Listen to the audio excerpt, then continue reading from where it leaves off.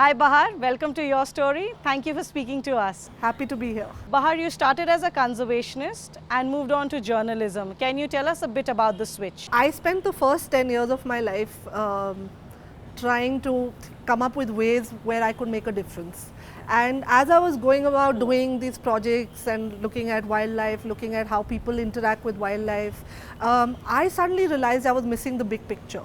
And that was that India was moving towards this globalizing economy. There were forests being chopped down. And that's when I decided there was a need to tell a story.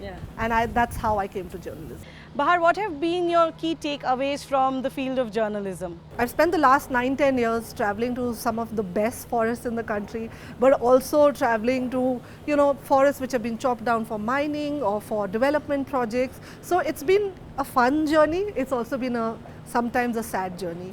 My takeaway has been that I think environment journalism itself, I meet a lot of young journalists who want to practice environment journalism, and I would say to them that don't just do feature stories, look at the big picture, connect the dots, look at how it's impacting climate change, look at how it's impacting the rest of the world.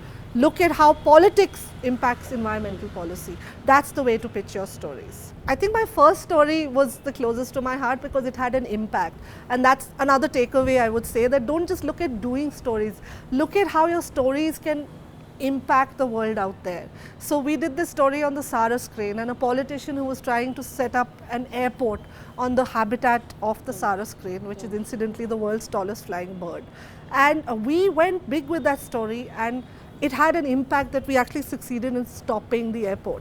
Now, I'm not necessarily saying that journalists should become activists, but what I'm saying is that try and take your story to its logical conclusion. Your story will impact the world out there. You started your entrepreneurial journey at the age of 22, and that was with snake charmers. Could you tell us a bit about that journey? I started out working with snake charmers thinking, can we rehabilitate them? Can we get them livelihood options which are not in conflict with wildlife laws? And one of the ideas we came up with was 100 charmers, which is basically a musical band using the flute, using their traditional tunes, not using snakes, and they've performed all over the world.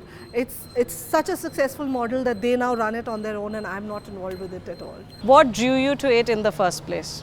I think what drew me to it was the fact that it tapped into a culture and a tradition which was already there in the community. So there's an entrepreneurial a skill to learn there, that look at the existing skills of your target group and how do you enhance that, how do you take that to a market out. Do you think in the sustainability sphere there is a good story for entrepreneurs to develop? I think sustainability is going to be the next big thing. How does our living become more sustainable? So I think there's a lot of interesting work happening, especially in the space of architecture. There are a lot of green architects who are making stuff with mud. And I've been speaking to a couple of these architects, and they all say, yes, there's a market for it. So tomorrow if you want to build a house, go to an architect who will help you build a sustainable house. So I think that's the way forward. Thank you so much, Bahar, for speaking with us. Thank you. With close to 8 operating systems already in place, does the Indian market need another one?